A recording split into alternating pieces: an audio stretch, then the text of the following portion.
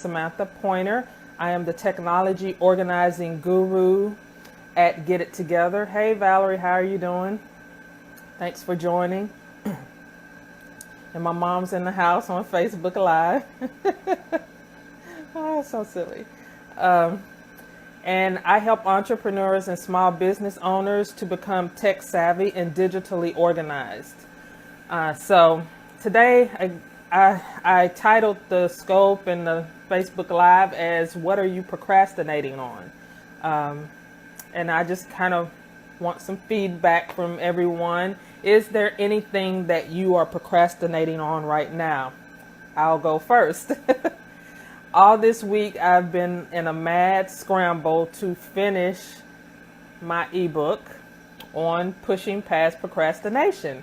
And I am in the final stages, and we'll have it up for sale next week. But I've been procrastinating on it, and I have no idea why.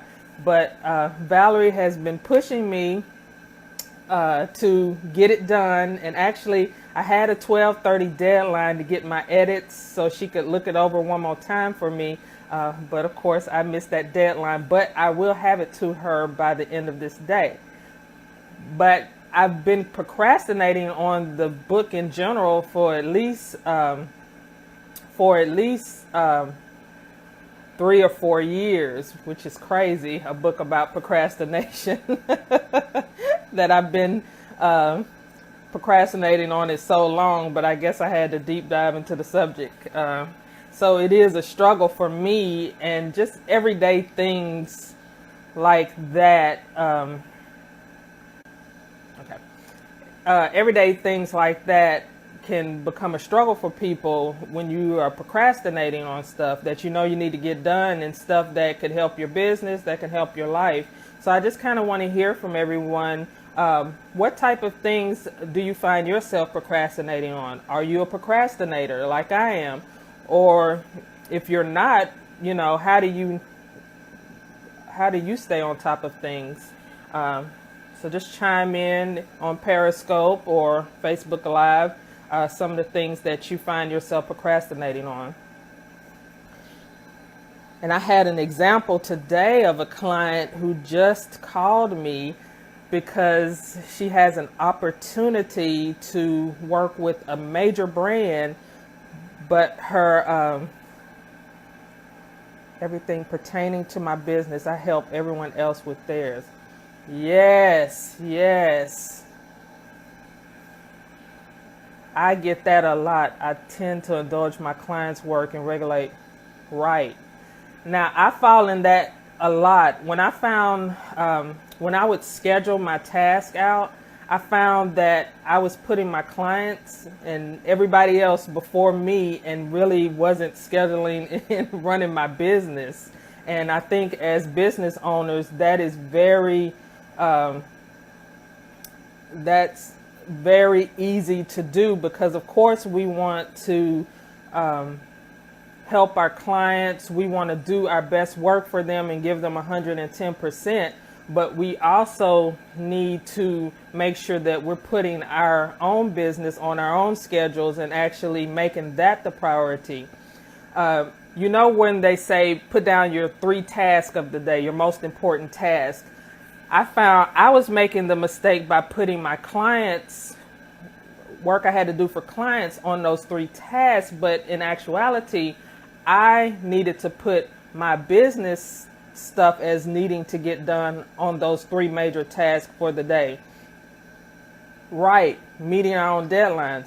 So when I started putting my business stuff on those 3, as the 3 goals I had for the day, my most important task, it was much easier for me to get my clients' work done too, because I wasn't sitting around stressing about my stuff, because now it was clear, because I had already done my stuff first.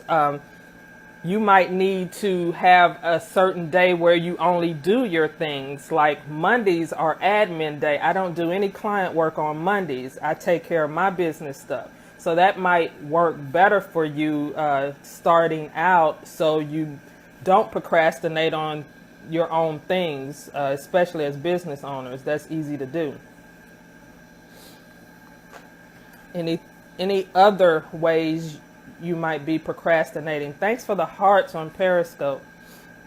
Anybody on Facebook? Anything that you're procrastinating on that you find hard? Getting back to this client, she can work with this major brand, but her software is out of date. And so she needs the newest software to be able to work with this major brand. And I've been telling her for 2 years she needed to upgrade her computer, but she kept putting it off, saying she couldn't get to it. She wasn't ready. She wasn't ready to take the leap or what have you. Well, now it's like do or die. So today she has to upgrade it. And, and so it's like an emergency. I have to go help her upgrade that because she procrastinated on the technology, trying to put it off for later. So that's another way business owners tend to procrastinate, is with just upgrading their computer or upgrading their tech. And that can cost you clients, that can cost you money.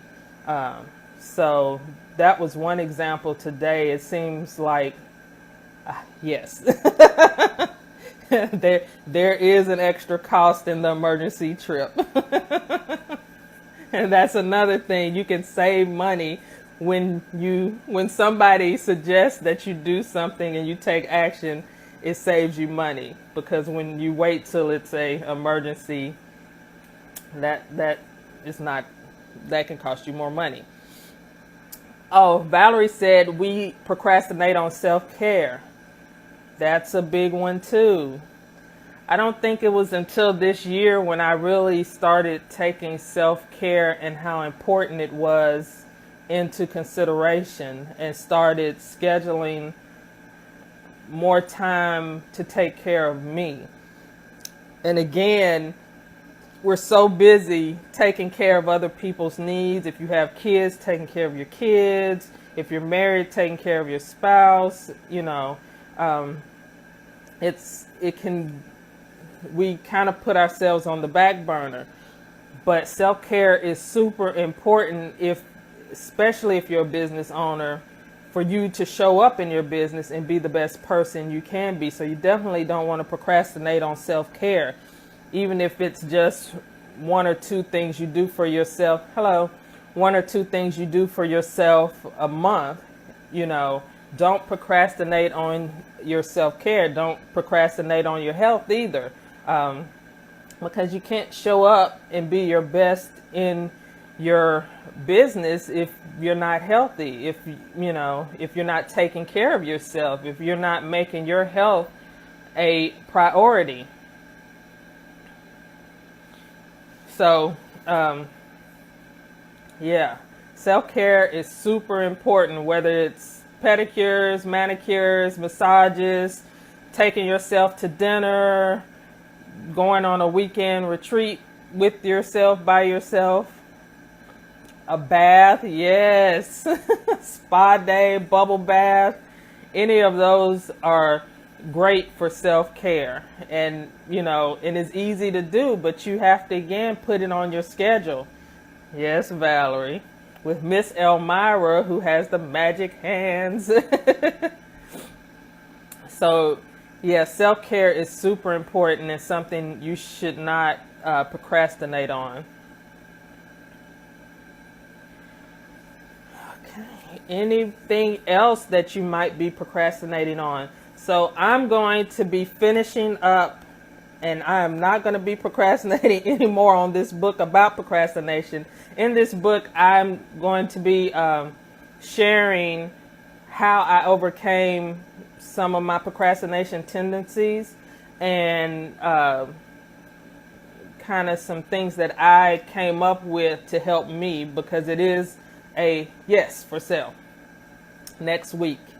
Some of the things that have helped me to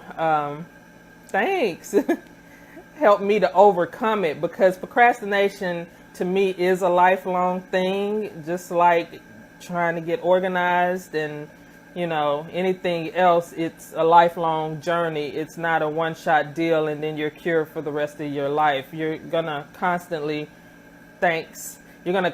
have to be making adjustments and being self-aware to know what your triggers are. So I go in depth in this book about that, and that will be up for sale next week. And on Tuesday, when I come on for my tech chat, I will have all the information for you. So make sure you join me next Tuesday at 1 p.m. Central Standard Time for another tech chat on Facebook Live or Periscope. I will be dual broadcasting on both. And hopefully I think I'm getting the hang of this. So, but yeah, and my deadline is today because Miss Valerie is going to make sure I stick to that because it's kind of been ridiculous how long I've been procrastinating on that. But yeah, and it's a beautiful day here, and I really want to go outside and enjoy it, but I can't until I finish what I need to do. And that's another way that you can stave off procrastination, is give yourself a reward on those tasks you're not really wanting to do so much. Giving yourself a reward for finishing. So I know I want to go outside, so I need to finish so I can get that reward.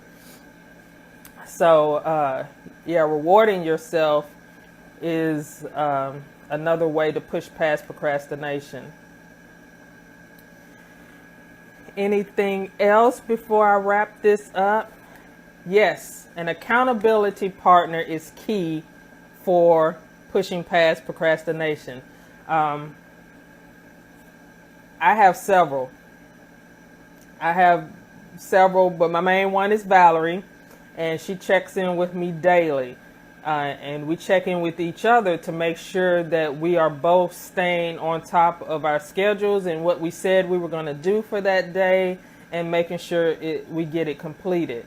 So having an accountability partner is very monumental in helping you to push past procrastination. And it can be a family member, your spouse, a colleague, a business friend, anyone who will not lie to you and bullcrap you around, but will really be truthful when they see you're not putting in all that you could be putting in to get things done. So definitely, if you don't have an accountability partner, find one. And it doesn't have to be anybody near you either. I have accountability partners who live in other states. With social media, there's really no excuse why you shouldn't be able to find an accountability partner or someone to hold you accountable and you to do the same with them. Do we barter? Well, we have a friendship now, so we don't barter. If she, because the accountability is not really, it's not work. Now, if we are doing business together, then yeah, we pay each other, But the accountability, like when,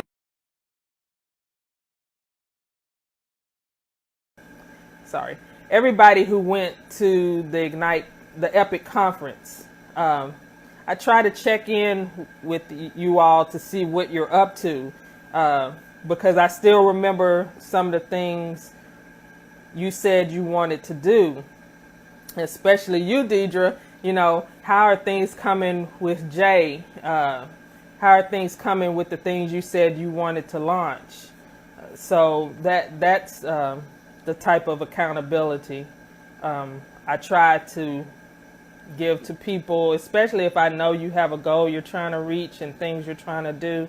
I put it on my schedule to touch base, and I have a recurring task set up in my task manager that lets me know, that reminds me to check in with certain people. So Deidre, how is things going with Jay and all that program? I'd love to hear about that, because you've been on my mind. Oh, you're welcome. We enjoyed our time with you too. I know I did. That was just an awesome conference, and I made great connections, and yeah. How are things going with the what you're trying to get off the ground? Have you started that program yet with Jay?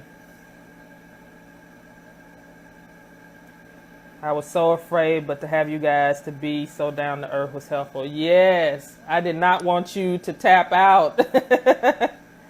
Okay, when are you going to start that program? I need a date. See, now me and Valerie are going to hold you accountable to start that program, Missy. Okay, awesome. August 23rd. Okay. I'm going to put that down, so I'll be sure to check back in with you. Yes. You got that written down, Valerie? We're gonna be on you. You're like, what did I do? What did I do?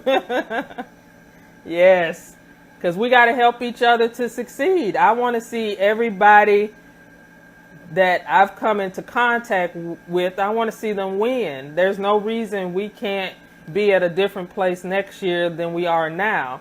So, we got to help each other out and make sure we're sticking together. I went to another conference last month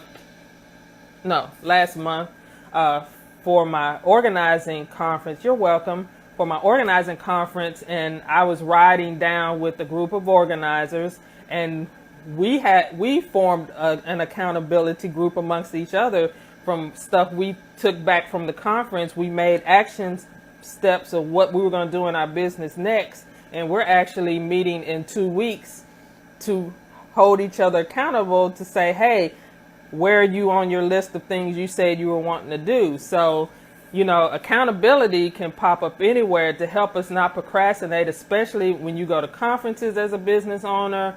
It's easy to come back and let it sit on the shelf and not do anything with it and procrastinate. I've done that before, where I've gone to a conference and actually not looked at anything till a year later. Like, really? Why did you spend all that money if you weren't going to implement anything you're learning?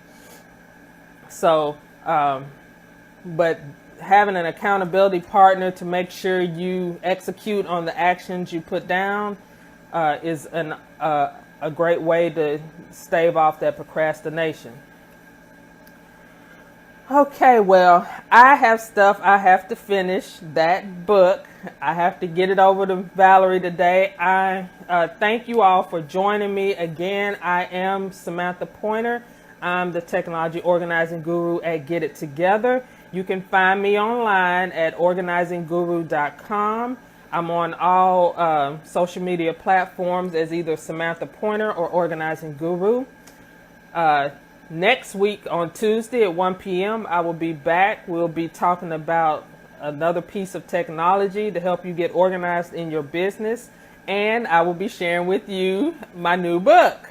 So be sure you're following me either on Periscope or Facebook Live at Organizing Guru, and on Facebook it's facebook.com/@Organizing Guru.